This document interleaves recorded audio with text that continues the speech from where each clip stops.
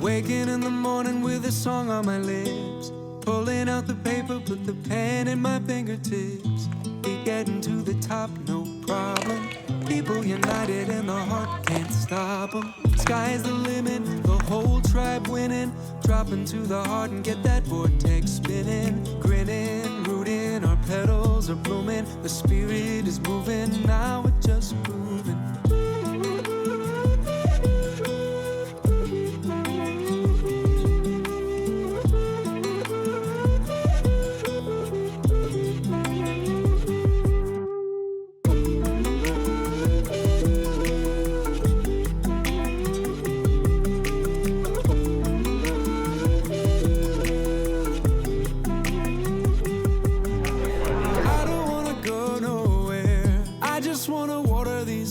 Simple prayers.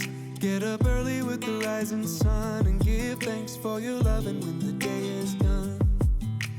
I don't wanna leave this place, earth on my skin, wind on my face.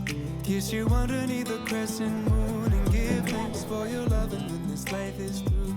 Oh Lord, honey. What a delight to be here. With your permission, I'd like to start with a poem from one of the world's great rascal poets, Hafiz. This one's called A Hunting Party. A hunting party sometimes has a greater chance of flushing love and God out into the open than a warrior all alone.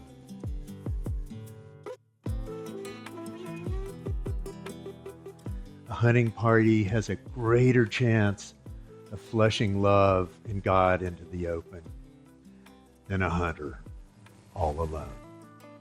Thank you, Hafiz.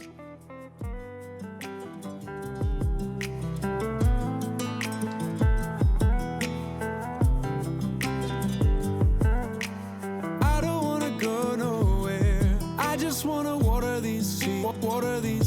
I don't wanna early with the rising sun and give thanks for your whole tribe winning, the whole tribe. I just wanna.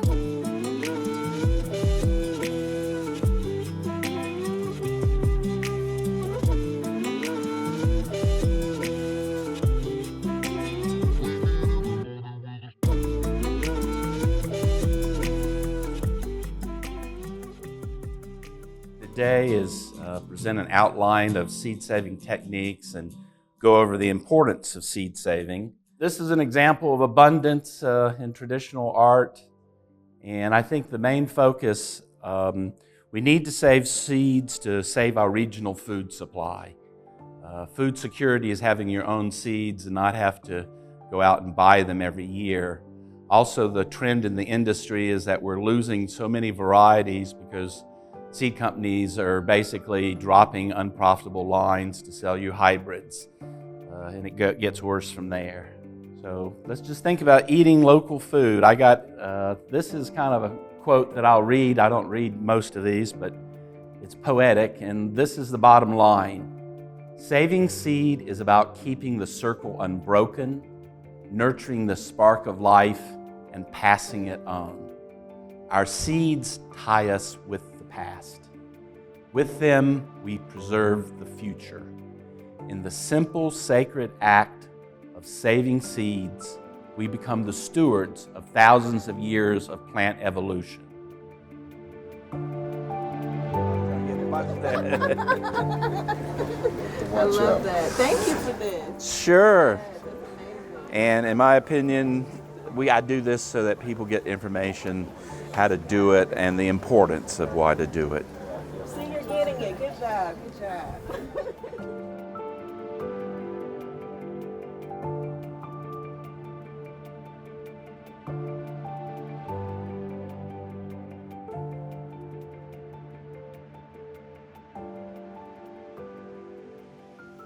We're here today with Lee Barnes, lifelong earth steward and environmental activist, founder of the Association of Regenerative Culture. Thank you, Lee. You've been such a big part of the gathering since the very beginning. Tell us how it started and the spirit behind how this came together. Well, there's a folk legend that Tony Kleese, Dr. McBug, Richard McDonald, and Chuck Marsh, came up with this idea of having a summer gathering up in the mountains. They were both involved with various conferences, and they wanted an informal one. Let's go back to the early 1990s when sustainable ag and organic ag was starting to make big leaps. The barriers to all that were beginning to fall, and people knew that it was actually a viable food production system. And I had chaired the Carolina Farm Stewardship Association. So here's my CFSA hat from back then. For all of you old CFSA people, look at that hat, here it is, on my head. And we're putting it on Tony's ancestor chair here because he was such a trooper for CFSA. So, long story short, Tony and Chuck came back to our house in Raleigh, and they were so amped up that they were like, we want to do something else. And there was no internet. We didn't have cell phones. It was very important to come to these meetings. You didn't have to sit behind a screen, because there's something that you get when you're really person to person that you just don't get floating heads on a screen. But that's okay too, for what it is. So Chuck decided to start permacultural analyzing my yard. And Chuck was very excited that we had bought this place and we were looking at all this stuff. And he comes around to the south side of the house, and there's a trifoliate orange. And now it's 4 in the morning, and Chuck goes, "Trifoliate orange!"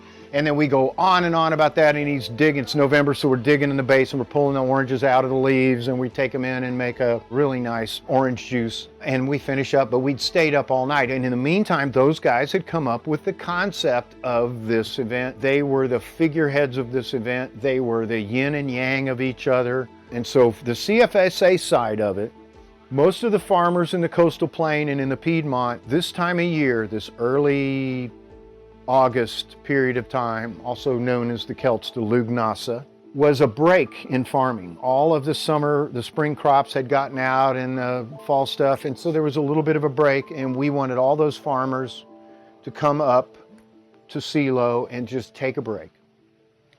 And in the meantime, here comes Chuck, so we have chocolate on one hand and peanut butter on the other hand, and we're bringing commercial organic farmers together with permaculturalists. And these guys are staying up. When this happened, the energy of these groups was absolutely insane. And you would be so charged up. And it wasn't just about agriculture, it was about your spirit, it was about healing. If you're coming and you're at a certain stage in your life, there are other people that are at that stage in your life, and you could have wisdom circles. Chuck could be super technical, and Tony could have the other side of that, how to bring that. Those guys could get in front of a group of people and have everybody in consensus after 10 minutes just on what they were talking about. Tony was a fabulous businessman.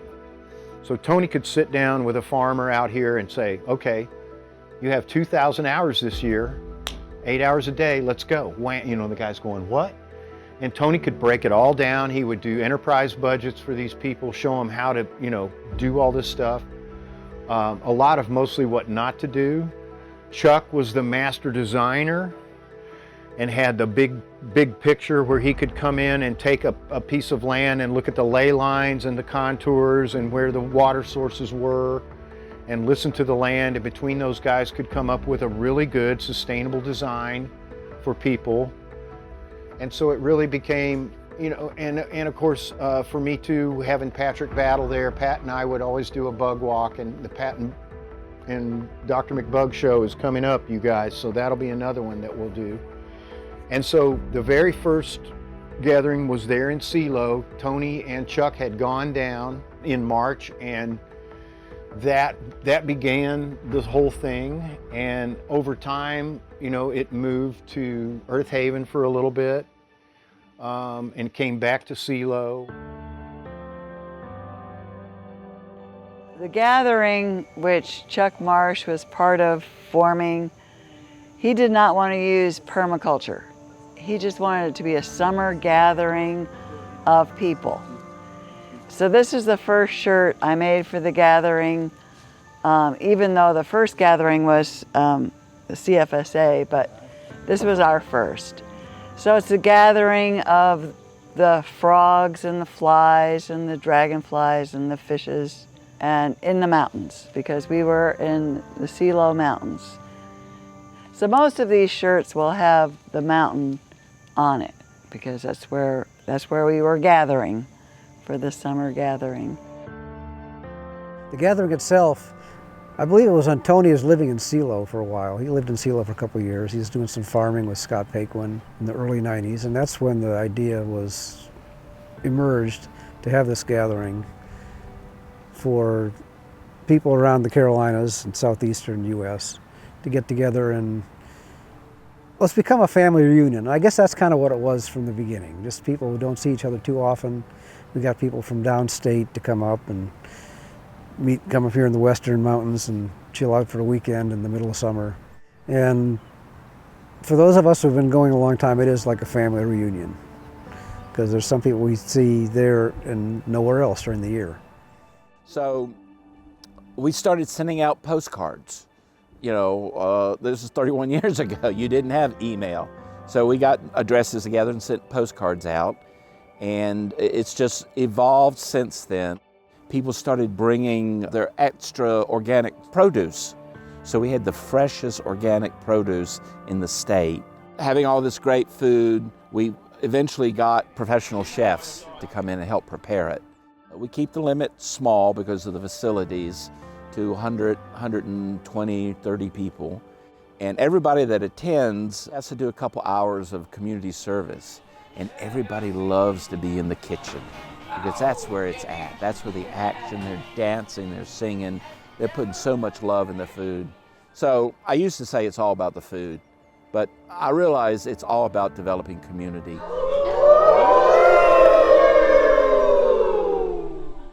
The sense of, you know, being with companions that have a similar view of life is very important. And just starting, people come in, okay, there's a core group, informed, but nobody's paid. It's all a core group of planners, and we set up camp. People come in, and the first thing they do is they go through making name tags. And we have a whole table full of stickers and glue guns, and some people spend 5 minutes, some people spend hours, but it's a spark of creativity. And that's what the whole weekend is, creativity.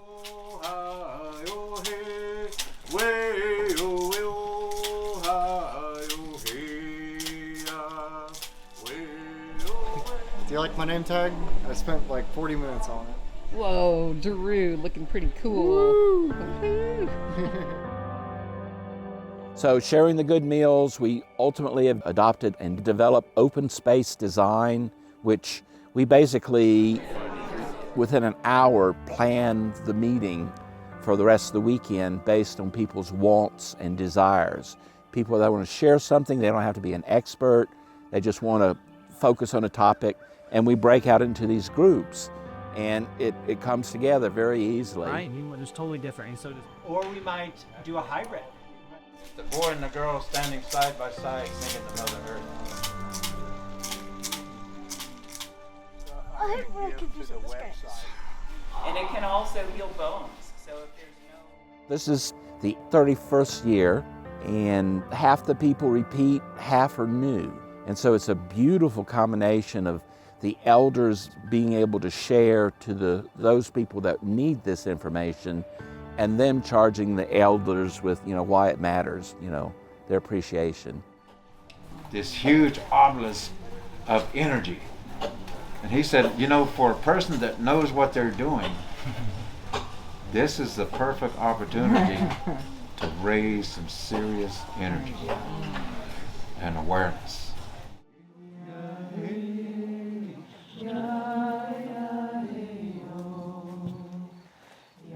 To me, it's become a ceremonial village, and it's a group of like-minded people that are progressive and positive. We still are.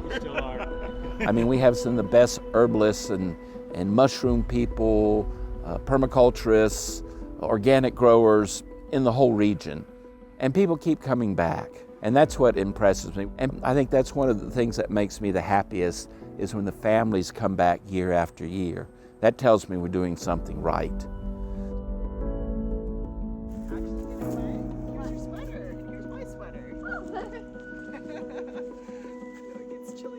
What are we potting here today? We're potting black raspberries that are native to eastern North America. There are two varieties of black raspberry that are native to North America. There's one in the west and one for the east, and this was growing here when we got our land. Well, you've got a lot going on here at your nursery and homestead. Tell me how you got involved in permaculture and the Permaculture Gathering. So I met Patricia Allison, who is my permaculture teacher. She inspired me in Austin, Texas, when she visited our community garden.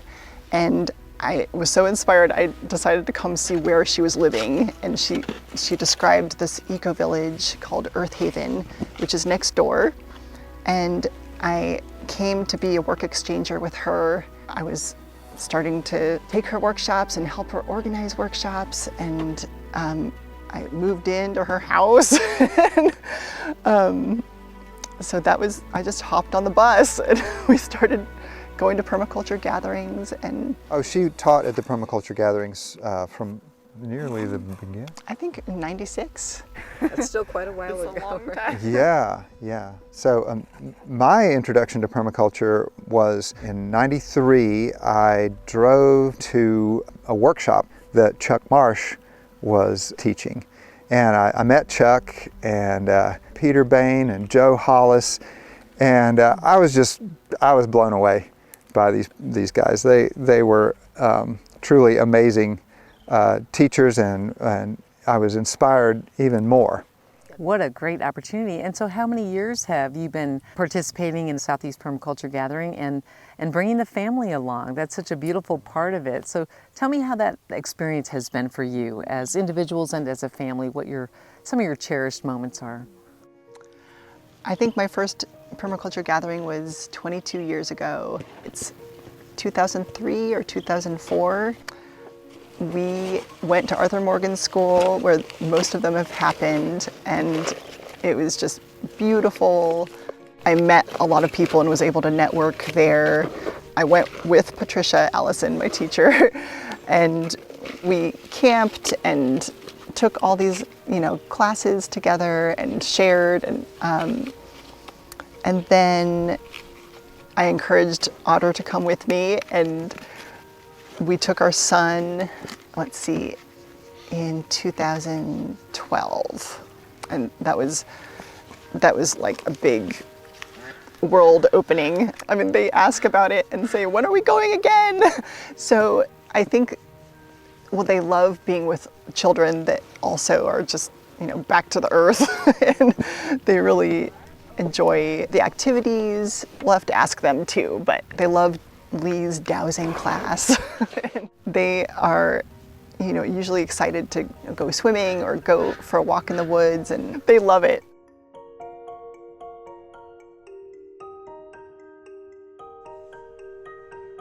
This is a newt and a minnow. They are trapped in a bottle, and I'm going to show you putting them in.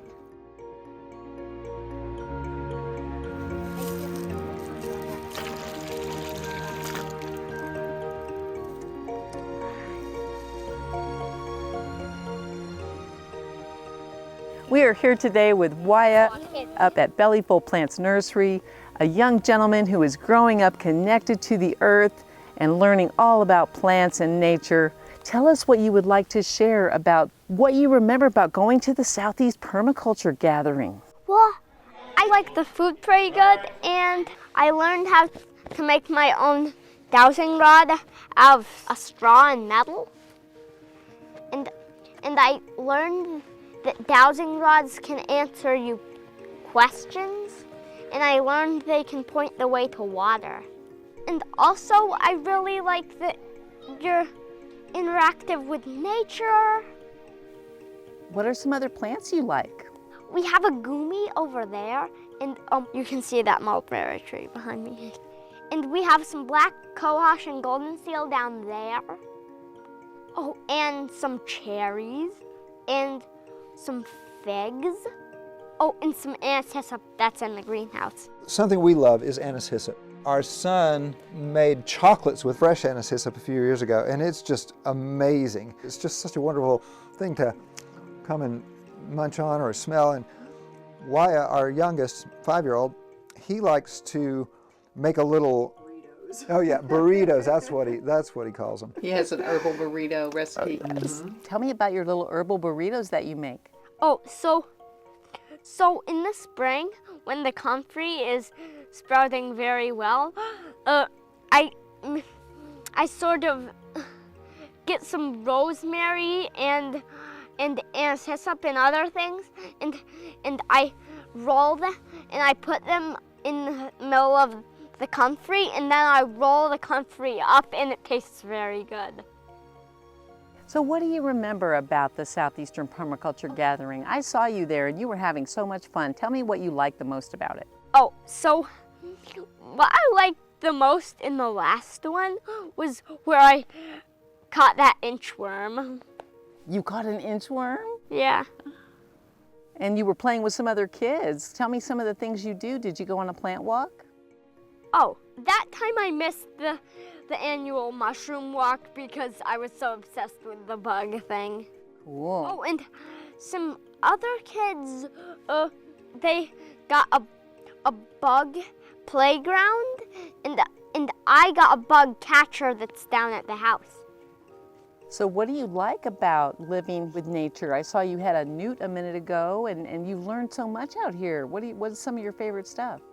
I see tons of minnows because I almost always pass by the pond.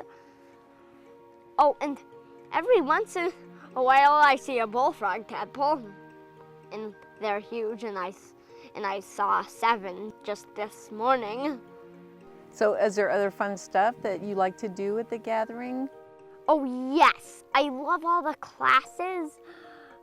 The first one I did, I did a mushroom walk, and if I picked any edible mushrooms, they would be used for dinner tonight. That's fun, isn't it? When you can find nice things that you can eat.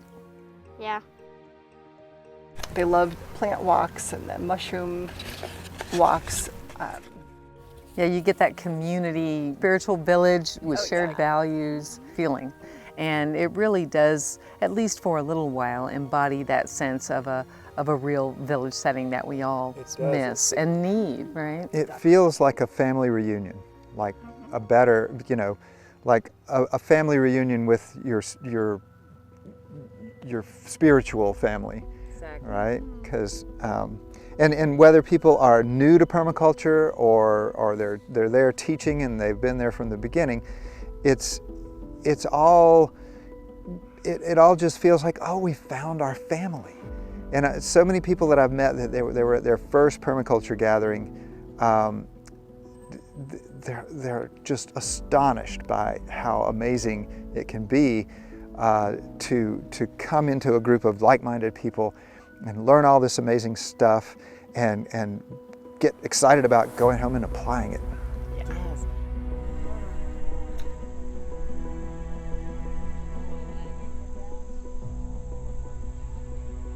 We're here lakeside at Highland Lake Cove, the just about 30th Southeastern Permaculture Gathering with Dr. James Biddle of Asheville, many-year resident of Earth Haven, and he goes by Jim. Jim, thanks for being here with us today, and I love your shirt. You have taken exceptionally good care of your Southeastern Permaculture Gathering shirts that Rhea made with the beautiful art. You were a member of Earth Haven for many years. You came here and got more into a self-sustainable lifestyle. Tell me about the inspiration for your journey and how you've experienced it over the years here at the gathering. Yeah, I got to say the Permaculture Gathering is my favorite weekend of the year. It's like coming home. It's just, there's a smattering of Earth Haven people here, a smattering of other people that I never see except for here. And I probably got about half of them in, since 95, that I started coming in 96 or 97. And, I have a 25-year-old, I brought him here when he was young, and now I have an almost 8-year-old, and this is her third one, and she just loves it.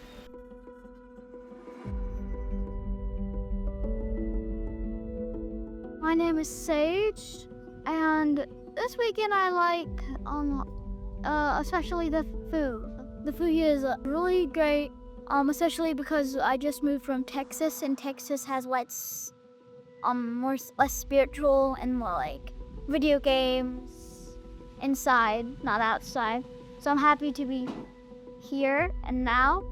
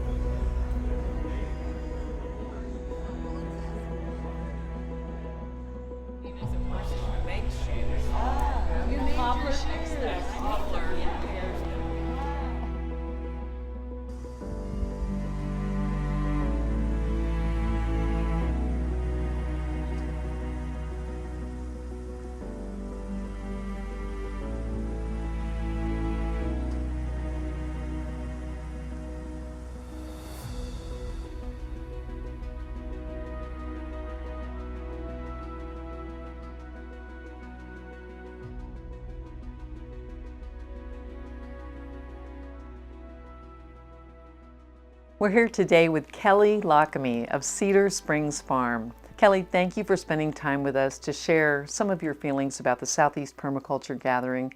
It's such a beautiful farm here. Tell us about what you do and your relationship with the land here at Cedar Springs Farm. Well, we're on the outskirts of Asheville, North Carolina, and I grow medicinal herbs out in the field and dry and tincture and process them into medicinals for people, and it's mostly word of mouth.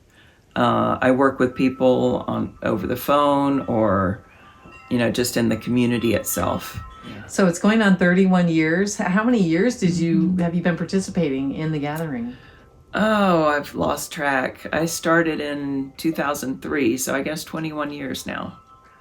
Wow. So yeah, I did my permaculture design certification at Eartheart Eco Village and studied with Chuck Marsh, Peter Bain, Keith, his partner Keith, and Patricia. So that was pivotal in my life. Wow. To do that. And that's when I learned about the gathering. What was that like to experience as a mom with your daughters? It was wonderful. It was so great to just let them run wild. We would come up every summer to escape the heat and get up in the mountains and go rafting and just enjoy the great outdoors here. So it was a big influence on their lives. So what are some of your cherished moments? Oh, there's been so many. I think that first time, the first 2 years that I attended the gathering, it was really life-changing in that I felt a sense of community and belonging that I had not felt anywhere else in my life. And I was, 30-something, in my early 30s at the time. And it was just heart-opening. And the closing circle that time, I just broke down and wept because I knew I had to leave. And I didn't want to leave everybody. And that's what kept bringing me back, was that sense of belonging and community. And, the friendships grow and get so much richer over the years. My kids were like early elementary and maybe starting to go into middle school. And now they're 30-somethings. They're the age I was then. And, they still remember everybody that they would see every year there. So it's really special. They just have this connection to the land and the memories that they have of that time, of the freedom and independence that they felt there. During that time, we didn't have a children's program, so they just kind of ran wild. And they had the time of their lives doing that.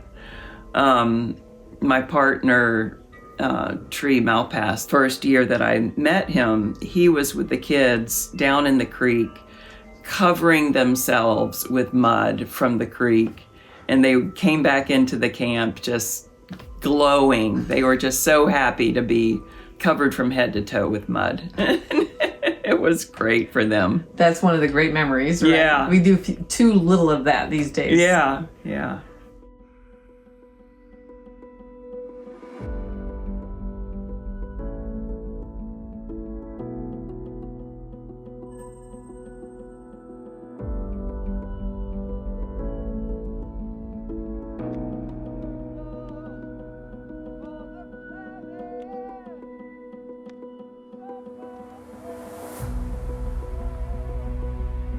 She designed this t-shirt. Yes. She designed this t-shirt.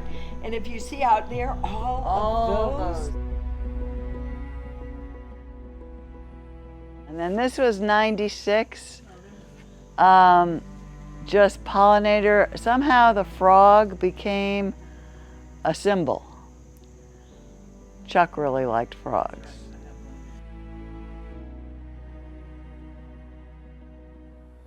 Permaculture, before I moved to North Carolina, which I moved here in '82, but I was still living in Ohio, and an old friend of mine had been to Bill Mollison's first tour of the United States, and he said, "Oh, you got to do this, you got to do this." So I attended his second class at Bill Mollison's second tour of the States, and that was probably 79 or 80, one of those years, a long time ago. So yeah, that was my introduction to it, and it was mind-bending just to think about the integration of all the concepts that permaculture is doing. I mean, it's like a holistic bringing together sustainable concepts and from all kinds of directions. So the educational component of it is important as well, but really it's just a social occasion more than anything. Our big event is, well, two events tend to be a mead circle on Friday night, which is very social. And there's stories behind meads. Meads are so much more complex than people realize. I mean, herbal meads with 20 different things in them is, yeah, and you let them age for 2 years, that makes a difference. And then on Saturday night, we have a drumming circle, which I think is primal. Fire is the power of kindness and gratitude. It's about a half mile up from the normal place where we make noise and go late at night. And there's just heavy duty, you know, there'll be a dozen drums or more. One of my most memorable events, we like to do skill building stuff.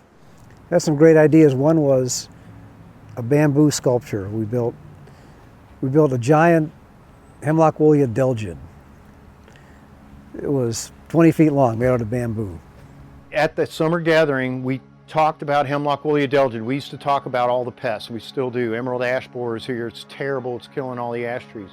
We made an adelgid out of bamboo. We carried it up the hill to the stage area where the bonfire is, and we burned it. So, and one of the reasons I'm saying that is you have a community that is organized enough that they can create an effigy of the pest that they want to kill and take it up the hill and burn it. They're going to save their trees, because I got them Laricobius beetles in 2008. And you know what I mean? Got them way back when, got them in there. And what's happening now would be a sort out between where the hemlocks can survive and where the beetles survive. You know what I mean? And anything outside of that area, you'll still have a few hemlocks die, but the ecosystem's fine. There's hemlocks all out here. I'm sure they have beetles on them. The way they kill is by burrowing inside the insect, going through those spiracles, right? And then being inside and farming the inside of the insect and reproducing. Mm-hmm. So if they can't reproduce, they're not killing anything. Then one year we built this amazing bamboo structure. Will Hooker. Yeah, and a lot of people. And yeah, Will Hooker came to my house. He said, I want to build a dragon. I want you to build 2 dragons. I went, 2? And they were huge, huge dragons. And we paraded them all the way up to the ritual fire. So which we mounted above the fire pit. And the next year, we're just sitting up on the hill, and when the drummers and the dancers were doing it, we were rocking with the dragon. The dragon's head was, dropping 2 or 3 feet. And so it was mystical. It was pretty amazing. And then at the fire, there was a stage. And there was drumming and dancing in the stage. And so then that was the frogs drumming and dancing. Tony and Chuck always were part of the drumming. So then again, the frogs. In the beginning years, people brought their produce. And we'd have unbelievable amount of baskets of produce. That was so beautiful. So this shirt was inspired by that, with just the baskets of food. And actually it was my son, who was a little boy at that time. He's the one that suggested you should have a frog eating the cherry tomato. That was his idea. I loved it. He was like 8 years old or something. And then we had Herbie. Herbie led a lot of the ceremony. And we got this tent, Red Sky tents, and we put it up in the middle. And he was very into ceremonial dance. And so I wrote, it's actually not my words. It's just I chose to add, among the flowers I am moving reverently, among the flowers I am singing and dancing, fruit ripens. Yeah. From Songs of the Corn Dance. Yeah, Songs of the Corn Dance. So that's also the mountain. It has a kind of a Y in the mountain from the shape of it. So this one's very detailed. I can't believe I did all this, actually. It adds up, right? It really Yes. adds up. And then, yes, Arjuna over there is talking in the background. Once came over to my house. Really, before the gathering, I would paint on these for a month. They're all hand painted. Wow. And Arjuna came and helped. Anyway, this is a turtle. So the gathering was at Arthur Morgan School, and this is Arthur Morgan School in the background. It's my son on the swing. And it was actually Chuck's idea. He said, why don't you have people dancing in the turtle? Oh, wow. So that Look at was actually his idea, which I really like. And this one, this purple one, was actually really for Tony. He loved purple. And a lot of these shirts are inspired by the gathering before. And we did the ceremonial dance, the earth, the air, the fire, the water, which was an incredible dance. Huge spiral. I mean, you have to remember, we had hundreds of people.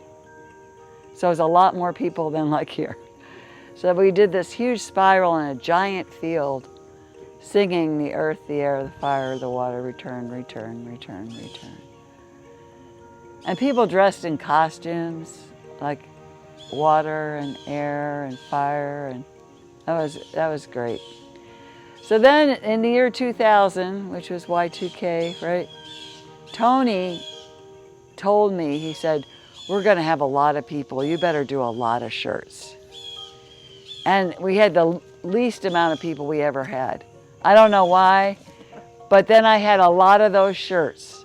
So then I changed it to 2002 from 2000. So that's what happened with all those extra shirts. I also did canvas bags. There's several years I did canvas bags, but they aren't here. Then we moved to Earth Haven, and that's the council hall right there in the center. And so it's the tree with all the hands and the roots with all the feet. And again, you can see the frogs. And then the totem animals of north, south, east, and west. And then above and below and within. So that's the Earth Haven shirt. We were in Earth Haven 2 years, and this is the second year. This is also a Chuck quote, live simply through abundance. He also loved frogs. So this is definitely the frog glitter pond. Earth Haven had a pond. Mushroom, there's always a mushroom walk. There's a lot in that shirt. I love that one. Thank you. Then this was the year I was not going to do shirts anymore. This is the year I brought it back to AMS. And so I took the parts of the other shirts, as you can see. There's the turtle with the dancing people. There's the frog eating the cherry tomato. The fish from the very first one. The buffalo from the Earth Haven one.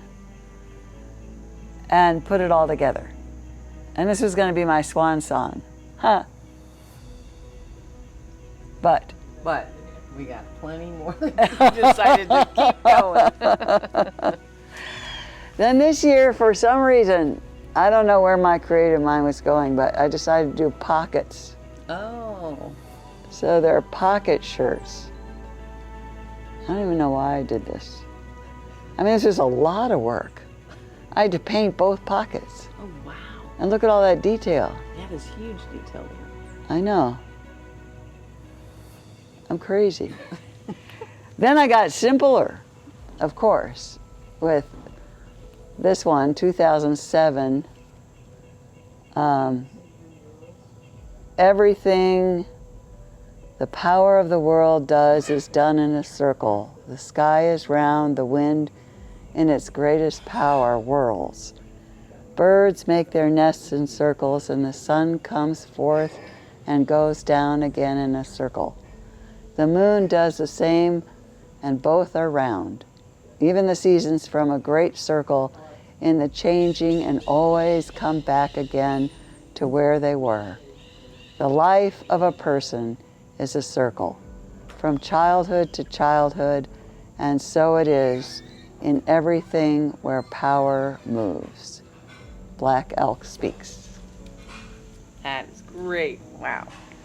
Then at that gathering, a friend who came to the gathering worked for the soil science department in Raleigh, and she brought all these little boxes of soil from all over the state. Some was black, white, beige, all kinds of browns. So we had all these little boxes on a huge cement slab. And I just made a circle, and people started just making art on this circle. And that is what ended up. And people really worked on it all weekend long. All weekend long. It was a great mandala because there was no plan. I think maybe the snake and a few things I did, and then it got filled in by other people, many people. Yeah, that snake. Another favorite thing was this T-shirt from '08 represents something that was created at the '07 gathering. This is a mandala created of soil samples from around North Carolina. Will's wife at the time, Judy Myers, worked at the North Carolina Soil Testing Division, and she brought boxes of soil, dried soil samples from around the state in all these different colors, from dark to light, and we created this mandala on the slab there at AMS over the weekend, and it was beautiful. This is a representation of it by Rhea, of course. But yeah. We always gather in a circle. That's what I think of as a permaculture gathering. Circling, circling. And so this is circling. And some of these, even though they're silhouettes, like it's Chuck and it's the children and it's everybody circling.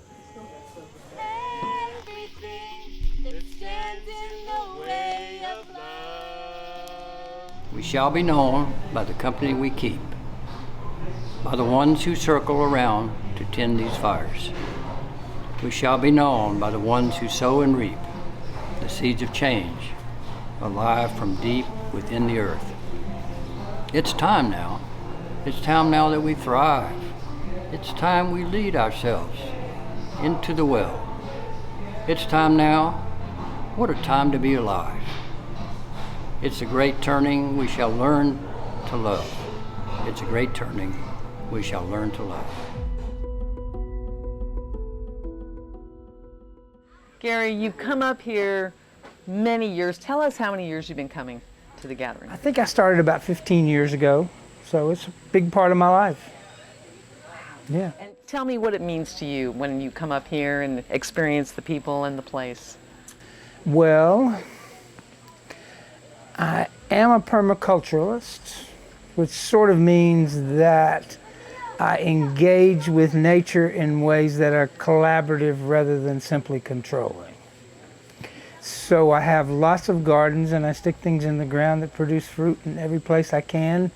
And I appreciate all the creatures that live. Nature's a big part of my life, and to be with people who are also inspired by nature in a common bond of friendship and inspiration and love, and this is really a fun place and a fun group of people.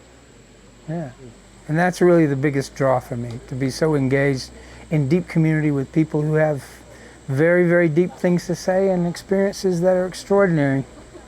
It's my view, and I believe the view of this entire conference, that everybody has talents, everybody has gifts, everybody has abilities. And that as we weave them together, we create a more cohesive culture. We develop a bond of life and love and activity. And we access ourselves to the magic of the world puts out all the time. We have here some of the greatest scientists in the country who do a lot of things, and some of the greatest gardeners and permaculturalists and naturalists, and it's wonderful to be in their company. You get a chance to walk in the woods with Dr. Bug or Mark Williams or somebody like that who just has a lifetime of extraordinary experience, and their ability to communicate that and give that away is something. It's very something. Well, is there anything else you'd like to add, Gary, and maybe read a selection from your book, Subjects Suitable for Poetry, Gary Phillips? Well, perhaps I should read the title poem, Subjects Suitable for Poetry. Those buttercups that run along the walkway of your grandmother's house, and the red begonias she dug out of the ground every September to bring into the warm kitchen a wood stove, a little table with flowers on it. I would say this: hepatica in spring, green fire upon a common grackle's wing, the first snow, a first kiss, the last wish, fresh cherries in a china dish, 100 tree frogs singing in a swamp. Everywhere we look, the world displays a tenderness of purpose. What can we do but open up our voices? Is healing the nations. This fire, it's love. It's been a pleasure to get to know the people in the Southeast Permaculture Gathering. I would say it really owes a debt of gratitude to the community as we saw the pandemic coming upon us and we all got to experience what that was like. I really went through a personal transformation. We'd been living in the middle of the city, and all of a sudden the pandemic hit, the plane stopped flying, the cars stopped driving by my window, and it got quiet.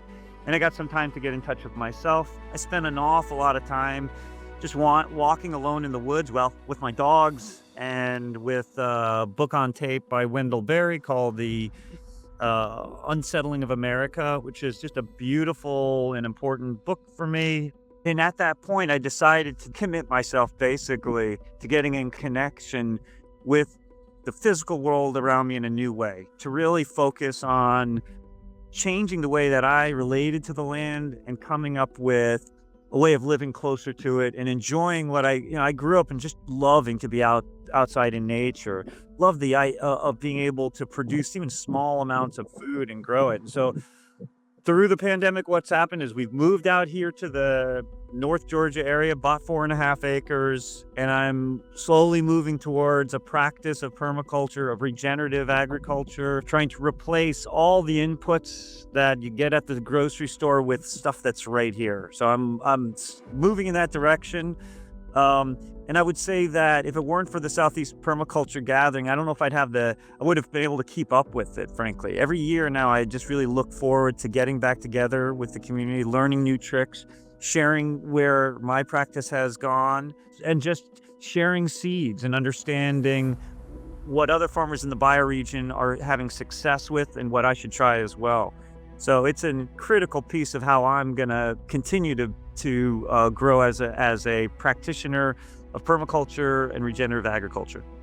That's awesome. And you bring so much to the gathering, heart and soul. I know you're one of our fire tenders and you are very active there helping out at the gathering.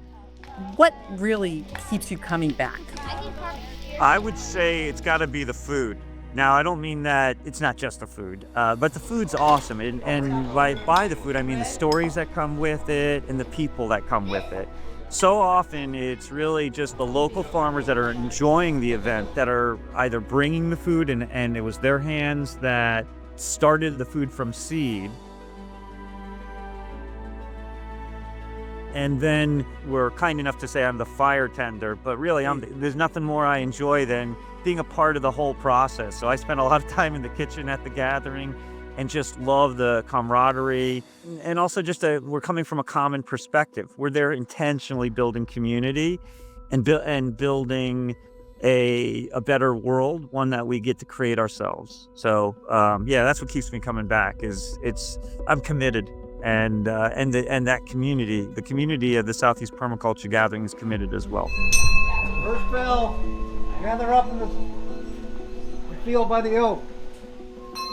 All right, well, we got the dinner bell. Would you like to make a final comment about the gathering? It's warming to my soul. And, a group of people have held it together and they're aging out. And I hope that young people do come in and, help. I'm heading towards retirement, so maybe after next year I can help out some more myself. But I'm no spring chicken either. So. Yep, we've all got to get together and keep it going. Well, thanks for being part of the gathering. Thanks for bringing your children. Thanks for planting the seeds of community, family, connection, and permaculture in your family and in the community, and for being a wonderful health and doctor practitioner that we have for integrative medicine. So thank you so much for this interview and spending a few moments here. You're welcome.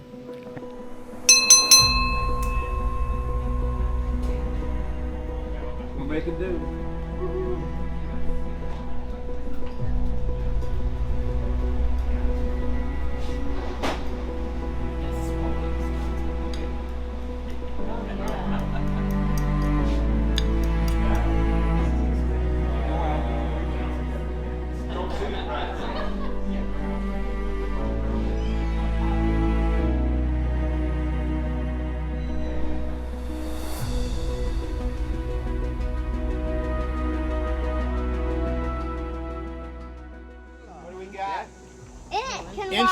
Inchworm. Well, okay, so I'm from the Ozarks. You catch an inchworm, that means you're going to get a new set of clothes. Because you're being measured. You got to let it measure. You're being measured. You have to lay real still. It's always been a treat. Having Patrick here is just the best because he and I bounce off each other and he can always translate my scientific into actual English, actual real terms. You got the crowd here this morning. Yeah, we're just chilling and we're a little mellow after a weekend of having a great time, and we're disseminating information and we're learning just as much about other things that are related to bugs as we are about bugs. So there's a flow here. It's not really as much a hierarchy as there is a circle of people, and some of us have been doing this, like I've been doing this with Patrick for 33 years. Wow. And Val too. I've known her just as long. I'm a dummy when it comes to bugs. Yeah, well, that's why none of us can know everything, so what we want to do is we want to specialize a little bit, and if I need to know about mushrooms, I'm going to ask Ken Krause, or I'm going to ask Alan Muscat, or I'll ask my nephew Drew, who's now incredibly knowledgeable about mushrooms. And so everybody here has a piece of our circle of the hoop, and we just are putting it back together. Reweave the circle. That's right, exactly. That's what we are doing right here. And so it doesn't matter if it's CeeLo. It doesn't matter if Tony and Chuck have passed, because the idea was real. If it wasn't real, it would have collapsed a long time ago, and there's still a lot of value here. And every time I come, I learn the lightning strike position, and I'm out in the field a lot, so that's, you know what I mean? Every time I come here, I learn something. I learn more in line, just talking with people, than going to any of the open spaces personally. And I'm a floater. I do the background work, and that's what I enjoy doing. You know, I make sure people are camped and comfortable, and I do 2 or 3 other conferences during the year, the Organic Growers School, Carolina Farm Stewardship, and this is my favorite because it's small enough to be intimate. I don't want to get any bigger, and but it's fun. It's all fun. Yeah, and people get to decide what they want to learn, and they also get to decide what they want to teach right there in that organic open space that's created, even from every age, right? From children to elders, and you're there sharing dowsing. Well, yeah, by the way, there are no coincidences. We had a professor from North Carolina State, Will Hooker, do a half-hour dowsing intuition class, and it blew me away and has changed my life over the last 30 years. And then I've become a teacher and enthusiast in spreading the dowsing intuition to others. It's natural abilities that we all have, and it's a matter of you learning to ask better questions and sensing answers within your body and tapping into your super awareness. So it's very empowering. So every year I do a dowsing class at the gathering in honor of that. Well, you've also got respect from young Waya, who at 4 years old took your dowsing last year, and he mentioned making dowsing rods with a hanger and a straw, and he was so impressed with that he mentioned that. So not only are you, a luminary among your peers, but you've also touched that younger generation at the gathering, and it is making a difference. Yeah. So when you describe the elements of the gathering, they really come together to create that village feeling. How did you decide what elements would be part of a gathering like this? Oh gosh, it evolved over the years. Just come up, have fun, be informal, enjoy for years we met at CeeLo, which is right at the base of Mount Mitchell, which is a very magical area. And we changed and got a little more formal in setting up classes over time. We've made mistakes. We realized that ours is not the perfect model, but it's a model to share. And that's why I think it's important that we're documenting what we've done. I would like to honor those that have done this work and have passed on, but have, I call them Beloved Changemakers, kind of based in the Cherokee tradition of beloved man, a very high honor. And we've had 6 or 7 people that over those years have passed. Some very unexpectedly, others we knew that things were happening, but I don't know how to go through all the names. Chuck Marsh, premier permaculture teacher in the Southeast, taught me permaculture, and I guess that's how I got brought into this group. Trying to do permaculture community. Tony Kleese, who was a leader in developing organic agriculture in North and South Carolina and really the East Coast. We had permaculture teachers like Patricia Allison, who was well known across the country. And in Earthhaven, she was kind of a mother hen in the intentional community there. Kimchi Rylander was our registrar for a number of years. She also was at Earthhaven and taught permaculture. Just had a beautiful spirit that helped us go. Frank Cook, I can't say enough about Frank. Incredible botanist. Frank was the most Christ-like person I've ever met. and his generosity and his just energy. Everything is related to everything else, and there's this whole flow that's constantly going on between. And as we discover more and more about that, we open up to the mystery of things being interrelated. In reality, when you come out of those offices and come off that concrete road and go into the forest, you're not just simply walking through there. There's an invisible link up that's happening, and everything in the forest knows that you're there. And you can, if you slow down enough, you can hear that through the birds talking. You can really feel it in your interaction with the soil. And what I love about it is then if you can step beyond this idea of being separate and begin to interface with the plants and interface with the land, then we get that through smell, and we get that through taste, we get that through eyes, we get that through seeing. So these flows are all going on around us.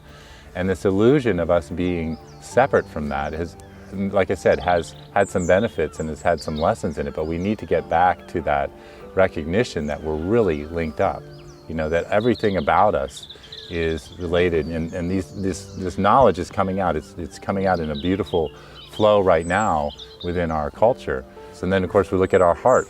People think of the heart as a pump, as a mechanistic aspect, organ of our body. Well, that's very limited thinking. The heart is actually tuned in and is an organ of sensory perception, and is tuned in to these, once again, these invisible flows that are going on and interrelating with everything. And so in coming in and having time with plants and interrelating with plants, there's so many levels that we can get to with it.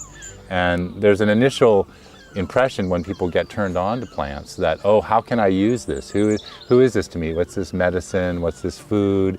And that works for a little while, but as I try to say to people, let's have a deeper relationship than that. You don't go around, how do I use my friends? You wouldn't keep your friends very long that way.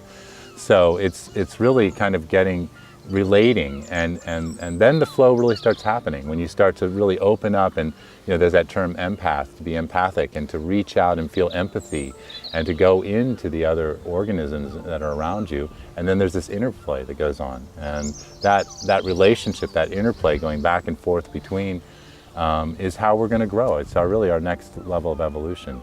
That us being conscious of that flow has been going on all the time, but now that we're becoming conscious of it, we're able to interrelate with it. So. And then David Tree, he was known for teaching children and the youth, and he just had incredible enthusiasm for that. And recently Joe Hollis has passed, who was an incredible plantsman and a community builder. Joe was a wonderful, quiet wizard, in my opinion. I met him 30 years ago, and Rhea, when we were doing issue Katua Journal. And Joe came up with a Paradise Gardening article, and it just blew the issue away. And it is on his website, so I highly recommend it. I'm a horticulturist. I've followed Joe's passion for plants and watched the garden grow over that time.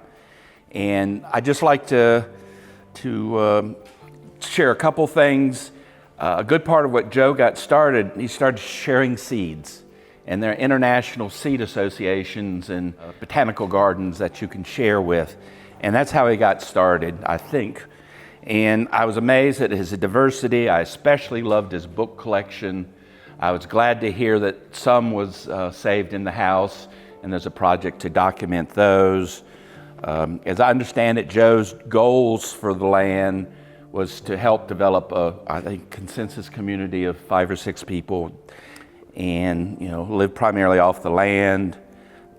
Joe's real gift to me, I think, is seeding a community through his work with interns, with his podcasts, with his tours. I greatly admired that. I'll mention I wrote an article about Joe's wild seed saving back in the 90s, and I will post this on the community board wall, and you can probably take a picture of it. But at that time, he only had 300 different plants. What was the last count, or closer to 1,000 maybe? Well over. So the other thing I loved about Joe is that whenever we had the Southeastern Permaculture Gathering, he always opened up the farm for tours. And we did a couple of work sessions there too. So I miss the guy.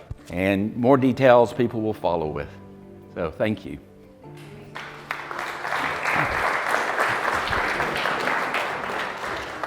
Hi, I'm Janine Davis, and I'm a horticulturist and extension specialist with NC State, located over by the airport. And I met Joe, I think it was around 1990, and it was over our shared love of the woodland botanicals. In particular, at that time, it was ginseng and golden seal and ramps. And he taught me so much about those plants that, you know, just from him working so closely with them. So I had all the academic knowledge, but he had that in the garden love knowledge, and that started our relationship. And I've always admired him for just his wisdom and how gently he passed that on. A very humble man, a very quiet man.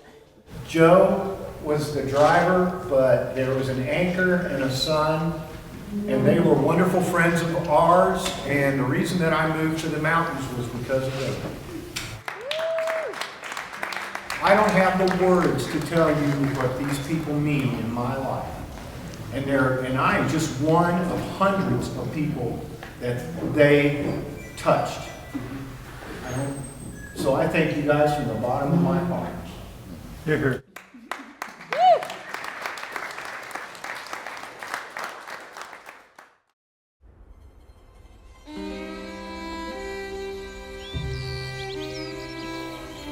Bought this land in 1972, and then I worked on it for about 50 years, just working by hand. I knew I was going to spend my life just doing one particular experiment, you might say, of how to live on Earth.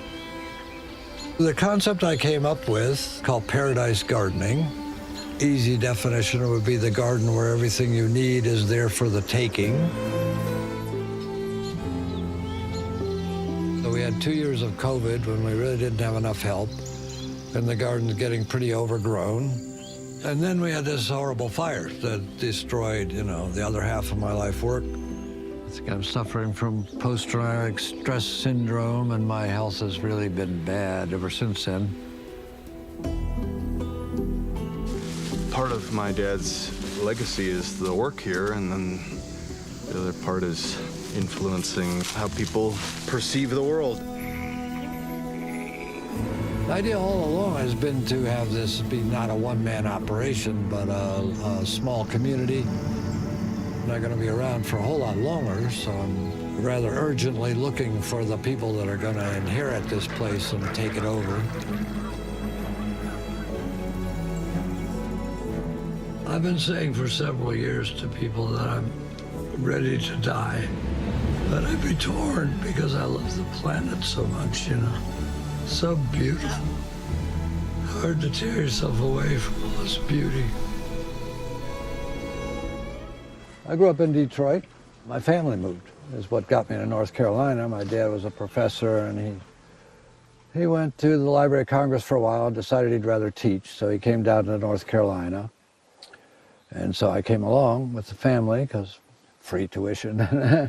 And then after that, I went off in the Peace Corps and lived with tribal people in Borneo for about 3 years. I spent several years thinking about going back to graduate school and studying anthropology and going back overseas and working with these people. And eventually I decided I didn't really want to study, because I was so impressed with their lifestyle. I mean, here's people, you're coming out of Detroit where, you know, you don't really do anything except have a job, make money, and fulfill all your needs with your money. Here's people that build their own houses, grow their own food. They're pretty much self-reliant. All the communication is by river, little canoes along the river. They're really not going anywhere much. So that was amazing. And then they had, you know, all their rituals and their costumes and just such a rich life that they had. But eventually I decided I didn't really want to study it. I just wanted to live it myself.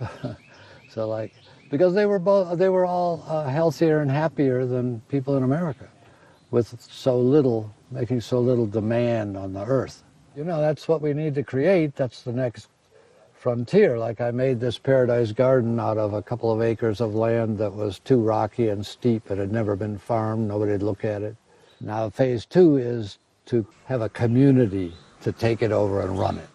If the grid went down, how long do you think you could sustain out here? Me personally, probably indefinitely.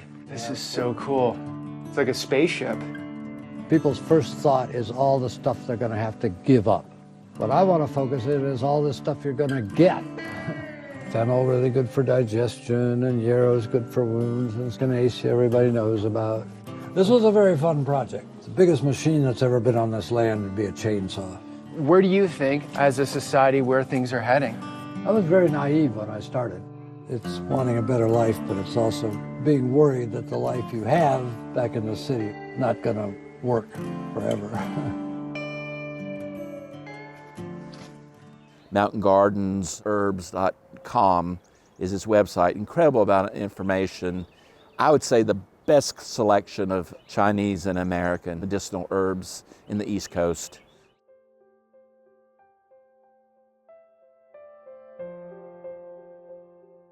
Then Frank Cook. Frank Cook was a botanist, world renowned. In fact, he was going to leave the gathering and go to Kew Gardens in England. And he traveled all over the world. I bumped into him in Cusco, Peru. There's this tall guy with dreadlocks in Peru, and everybody else is little, you know? It's like, Frank, Rhea. Anyway, he, that's his saying on the shirt, eat something wild every day. And he would come to the gathering and he would do a plant walk. Oh, good. There it is. And I was always so busy organizing this gathering. And so I never had time to do the workshops or the talks. And then I decided I'm going to go to a Frank Cook plant walk. I never had, and he came to do the plant walk and he did not look well. And I had this feeling, I better do it. And he went down and he picked a plantain leaf and he talked about this so passionately. I mean, he was passionate about all plants, but especially the oak tree, which is why that's there. And these are other plants that he, yeah, you need Jim to put it on his chest. Of course. He was a great teacher to many, I hear. I didn't meet him, but I had his book and I know about it. Yes. So that was the Frank Cook. And then I think it was actually, no, maybe it was Zeb, did a talk and said the two important plants are Nicotiana and amaranth. And amaranth, as you know, spreads lots of seeds all the time. And so does Nicotiana. I mean, once you have them, they're everywhere. So our theme of that year was sow seeds, you know, sow the information of permaculture. And so that shirt was the sow seeds of permaculture. Then we have Ken Krause and also Alan, who's doing a mushroom walk now, that are phenomenal mushroom people, especially Ken. And he would come back from a mushroom walk in Silo with all these mushrooms. And he would put them out on this long table. And it was so impressive to see all those mushrooms. So then the following year was the mushroom shirt, which was a real favorite. People still ask me if I have them. I have none of these. Then our bug boy out here, Dick McDonald, did an incredible bug walk, but he's also about the Awolia delgid and saving the hemlocks. So that's the center of this shirt. And then he's bringing these wasps from all over. Laricobius nigrinus beetles, right? There you go. And there they are. Right and there they are. And there they are. And there, yep, that's the adelgid. They're eating them up, saving the hemlock. That's right. So I did this shirt, Be Beneficial. As you see, there's still a frog, even though it's all insects.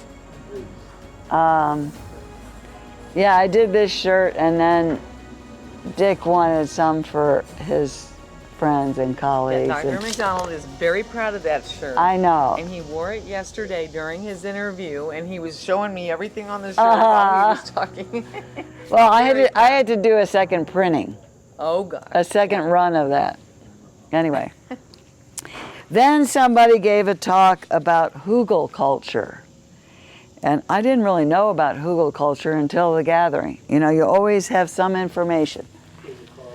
So, hugel culture, where you pile up brush and limbs and then put dirt on top and grow on it, and it slowly decomposes, and you get really, really, really beautiful produce out of hugel culture. So I did a shirt for hugel culture. And again, Nose the Frog. Then one year we had somebody do the food who was very into edible flowers. And she decorated every dish with edible flowers. It was so beautiful. So this shirt was dedicated to edible flowers.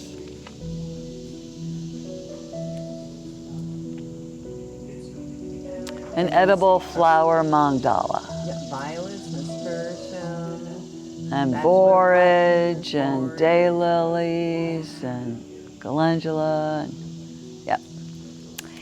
And then Kim Chi from Earth Haven, who was our registrar for many years, died. And so this was for her. Because at the fire circle, Kim Chi would get crazy, and she would go strip off her shirt and bare-breasted around the fire. And that's who she was. And so she's just growing out of that tree.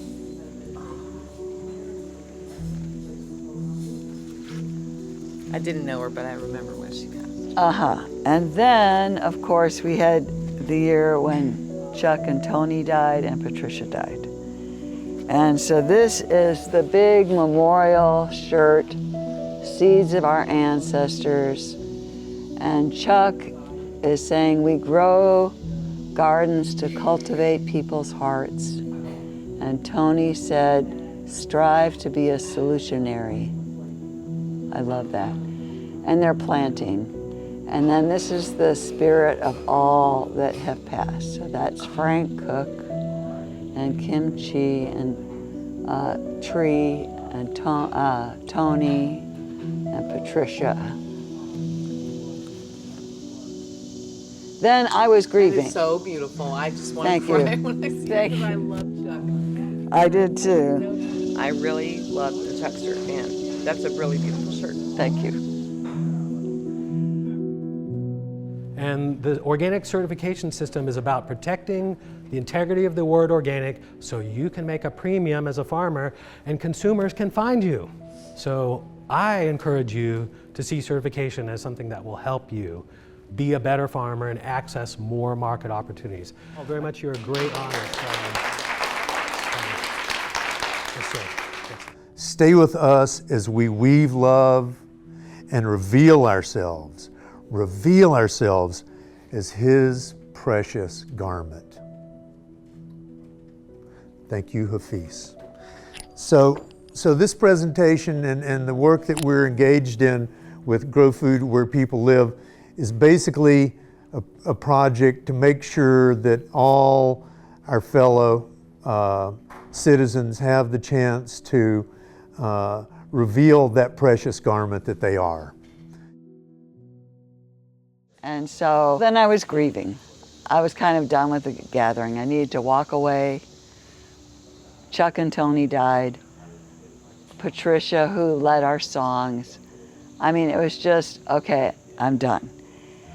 And so I did not do 2019. I did not do that. So that's not my shirt. Right, and what is it there? We see some... You know, it's very hard. It's a difficult drawing. Yeah, it's like mushrooms. No, I think it's hands holding plants. Oh, I see that now. Okay. Yeah, it took me a while actually. Yeah. But anyway, so I didn't do that one. Right. And then was COVID. So then we didn't do it for a while. So then we came back in 22 and we had a meeting with all us organizers at Valerie's. Valerie said we have to be passionate about permaculture. Oh, well, I got my permaculture certification like 35 years ago, I believe it was. And it just made so much sense to me because it's holistic living. It's the blending of all things. And to do this in a holistic, responsible manner as us as a species, learning what divinity has shown us, see what the living language is around us so that we can incorporate that living language and be able to perform our duties and our lives in a good way. So it really drew to me. And then we had the shirt I was wearing yesterday was the Earth Haven shirt. This is a different one. Yeah, the gathering was at Earth Haven for 2 years. Yes, right? yes. T-shirts representing on the film here. Yeah.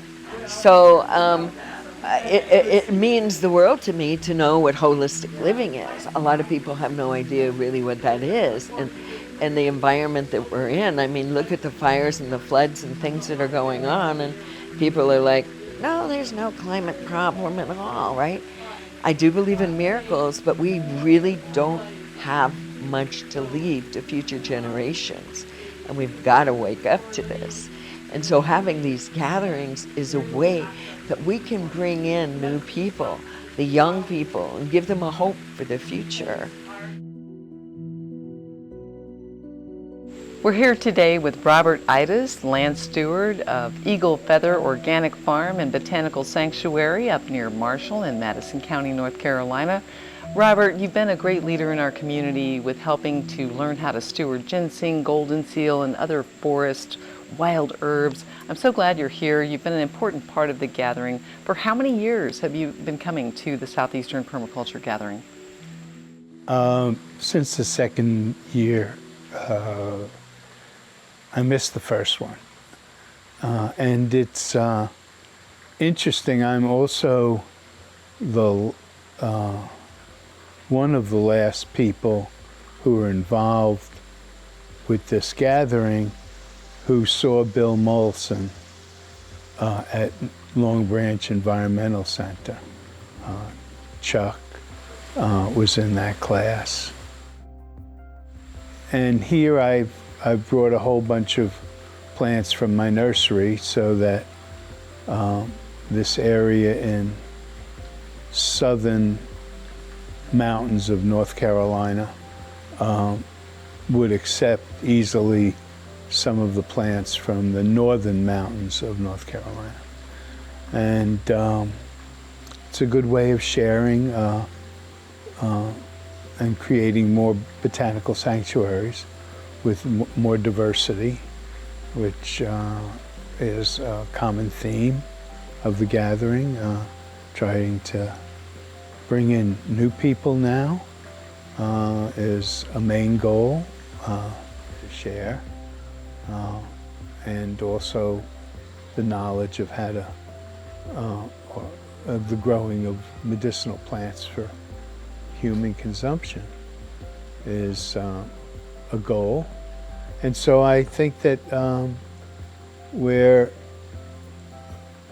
for myself, moving out of needing to move out of the role and find more new people to take over the organizing and move forward with spreading the word of permaculture. And bring in new people, because once you take a break, like with COVID, we have to bring in the people and be passionate.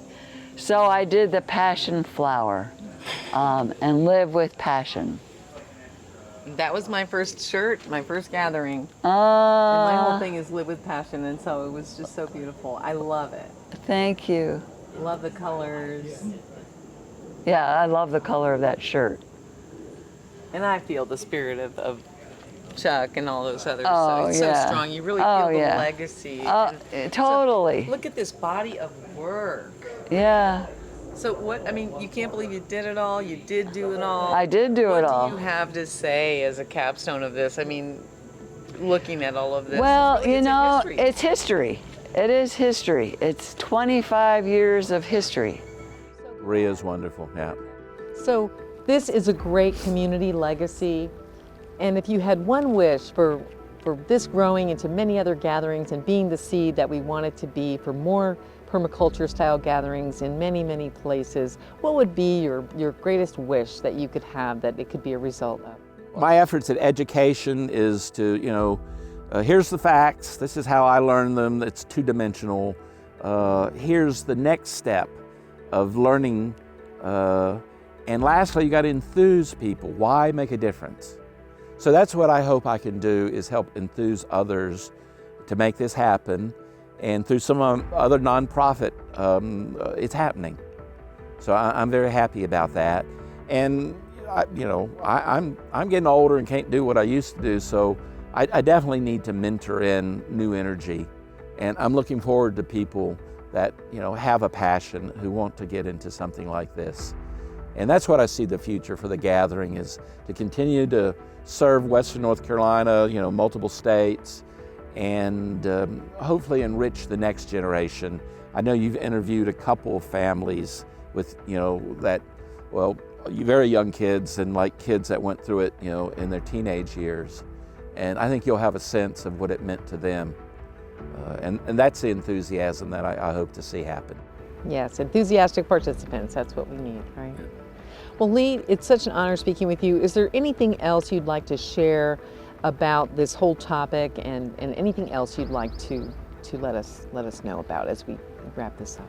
I moved up to the mountains 34 years ago and discovered bioregionalism, permaculture, and dowsing all at the same time. And they were all expansive things.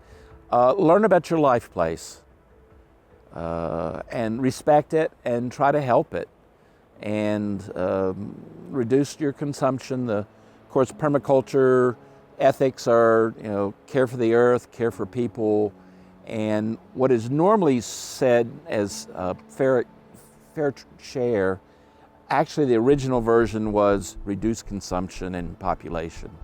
And that really is what we need to do in the future. We need to reduce our demands on the life that gives us, the area, everything around us that gives us life.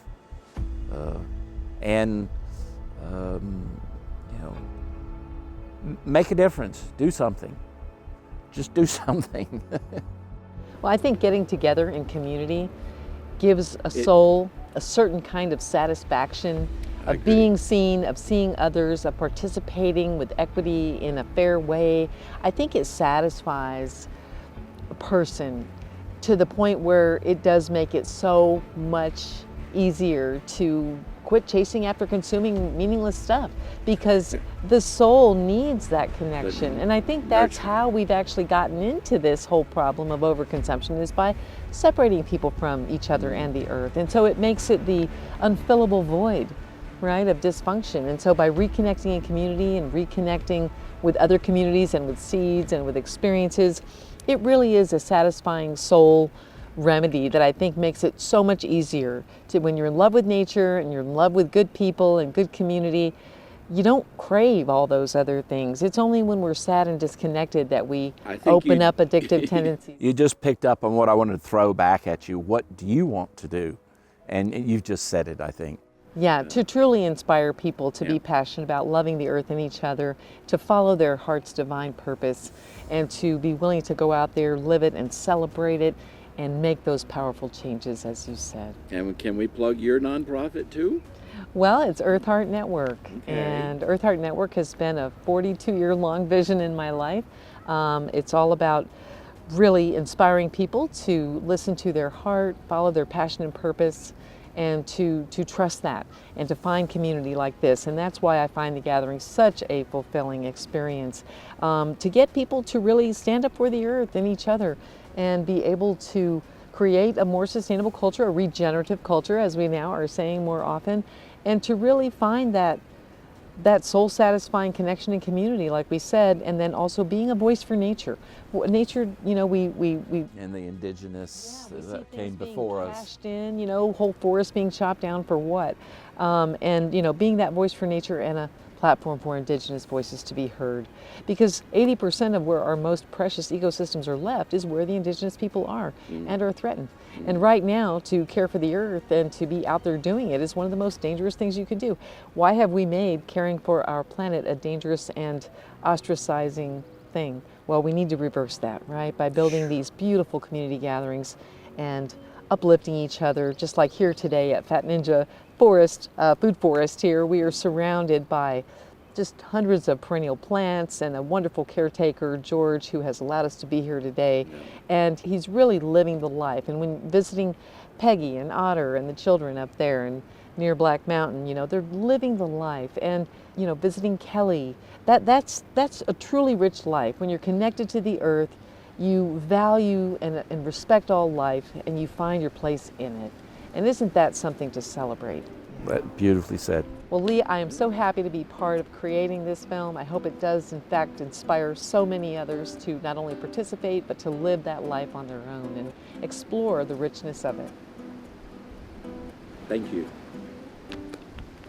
So what do you think that kids who don't live near nature, who might be in a city far away from nature, what do you think that they need to know?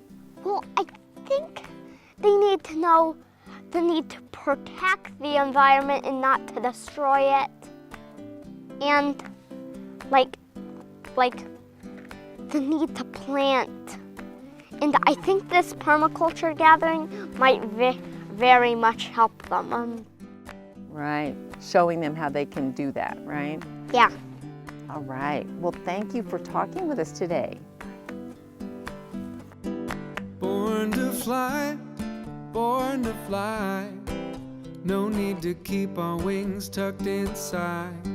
Reach on up, feel the air. High in the sky, I'll meet you there. Born to fly, born to fly. Not just some, but the whole world wide. Reach on out, grab a hand. Soaring together, we just may never land.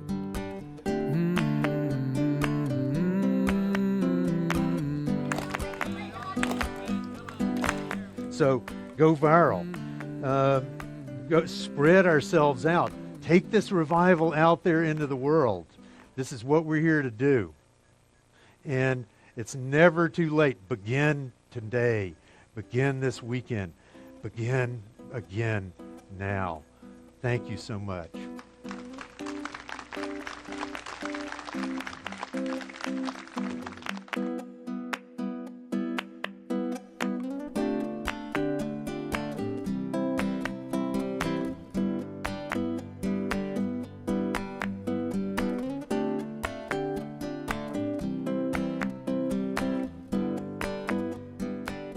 Yet a new seed is stirring in the concrete scars. It flowers to remind us who we are, with roots reaching down, petals pulling at the clouds. Mind in the sky, feet on the ground. Well, they say that we were born from the dust of stars, masterpieces of cosmic art. Yet it seems that we've forgotten, I know I do. Caught up in the grind, ain't got a minute to lose.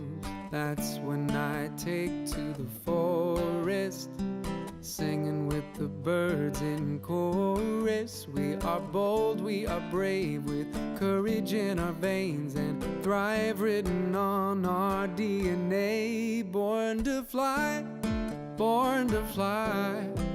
No need to keep our wings tucked inside. Reach on up, feel the air.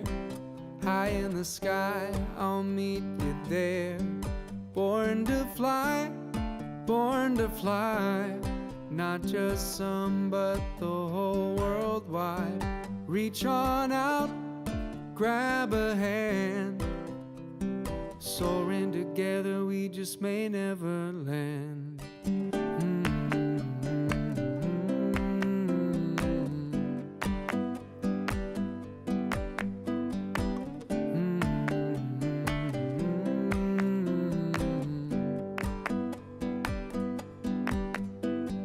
Born to fly, we were born to be flying.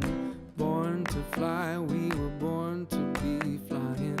Born to fly, we were born to be flying. Born to fly, we were born to be flying. Born to fly, we were born to be flying. Born to fly, we were born to be flying. Born to fly, we were born to be flying. Born to fly, born to fly, born to fly, born to fly. No need to keep our wings tucked inside. Reach on up, feel the air. High in the sky, I'll meet you there. Born to fly, and not just some but the whole world wide. Reach on out, grab a hand. Soaring together, we just may never land.